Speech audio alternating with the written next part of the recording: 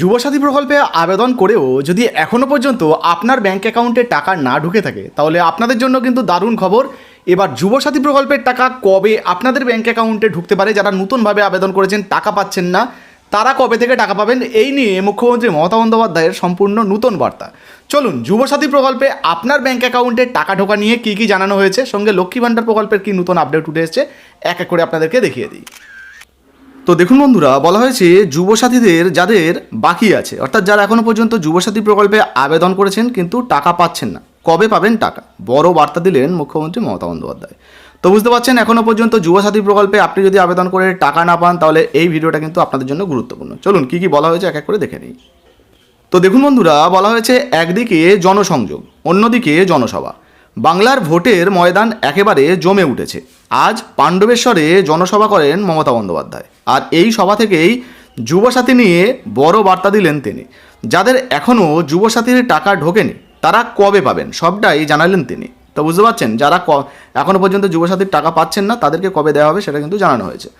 দেখুন বলা হয়েছে যুবসাথী নিয়ে মমতা বন্দ্যোপাধ্যায় জানান, যুবসাথীও সবাইকে দিচ্ছি, যে ক্রাইটেরিয়া করে দেওয়া হয়েছে, কিছু বাকি আছে, প্রসেস চলছে, পেয়ে যাবেন। সুতরাং যারা এখনও যুবসাথীর টাকা না পাওয়া নিয়ে ভাবছেন তাদের কোনো চিন্তা নেই। সভা থেকেই মমতা বন্দ্যোপাধ্যায় পরিষ্কার জানিয়ে দেন সবাইকে টাকা দেওয়া হবে।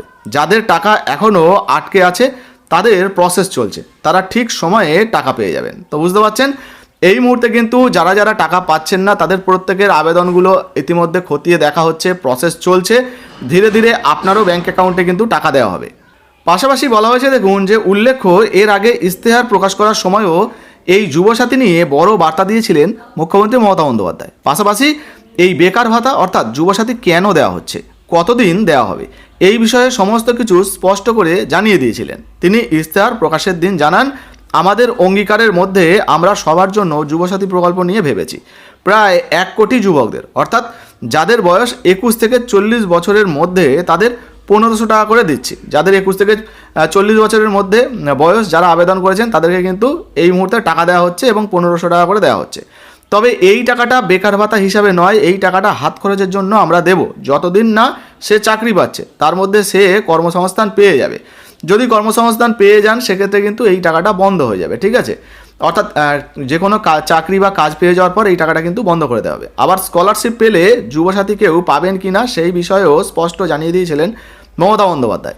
ইশতেহার প্রকাশ করার সময় জানান, যারা স্কলারশিপ পাক, কোনো অসুবিধা নেই, স্কলারশিপের টাকার সাথে এর কোনো সম্পর্ক নেই, কারণ আমাদের অনেক স্কলারশিপ সহ 100-এর বেশি সামাজিক প্রকল্প আছে, সেটা পাবেই। তবে যুবসাথীর টাকা পাবে সকলেই, বুঝতে পারছেন। পাশাপাশি আর কি বলা হয়েছে এছাড়াও আজ পাণ্ডবেশ্বরে জনসভা থেকে লক্ষ্মীর ভাণ্ডার নিয়েও বার্তা দেন মমতা বন্দ্যোপাধ্যায়। তিনি আবারও জানিয়ে দেন লক্ষ্মী ভাণ্ডার আজীবন দেওয়া হবে, এই প্রকল্পের টাকা বন্ধ হবে না।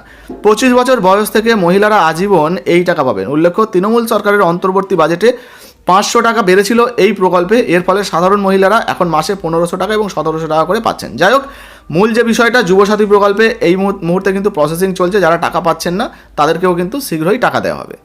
তো দেখতেই পেলেন বন্ধুরা, যুবসাথী প্রকল্প লক্ষ্মী ভাণ্ডার প্রকল্প নিয়ে সম্পূর্ণ নতুন আপডেট কিন্তু উঠে এসেছে। এখন আপনাদেরকে জানিয়ে দিই, অনেকেই যারা যুবসাথী প্রকল্পে আবেদন করে টাকা পাচ্ছেন না তাদেরগুলো আন্ডার প্রসেসে রয়েছে, এখনও ভেরিফিকেশান চলছে। ধীরে ধীরে আপনাদের ভেরিফিকেশানগুলো হয়ে গেলেও আপনাদেরও ব্যাঙ্ক অ্যাকাউন্টে টাকা ঢুকে যাবে। এই যে এপ্রিল মাসেও কিন্তু অনেকের ব্যাঙ্ক অ্যাকাউন্টে যুবসাথী প্রকল্পের টাকা ঢুকতে চলেছে। অনেকেই কিন্তু যারা আবেদন করেছেন টাকা পাচ্ছেন না তাদেরও ব্যাঙ্ক অ্যাকাউন্টে টাকা ঢুকবে।